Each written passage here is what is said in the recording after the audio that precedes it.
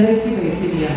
Дорогие молодожены, sevgili bizim çiftlerimiz, bugün birbirimize karar verdiniz, ömür boyu birlikte. Смотри, Ахмед Али, у тебя есть прекрасная схема ценностей семейной жизни. Это твои родители. Это твой прекрасный пример. Схема есть, все есть. Hepsini eline alırsan, devam ediyorsun güzel aileni. Будьте счастливы, Allah sizi bir yastıkta kocalsın. Öyle bir güzel aile kurarsınız ki ana babaların gözleri her zaman sevinsin. Ana babaları torunlarla sevindiresiniz. Onların gözlerine gurur, fəxir, hiçbir vakti geçmesin. Allah sizi başa boya çıkartsın, bir yastıkta kocalsın. Bu yayınlan cemaatın da ne bir kazancı paranız var böyle Eylül'lere, şartlı günlere kısmet nasip olsun. Şimdi damatla gelip biz oynayalım ama önce красивое фото на память, пожалуйста.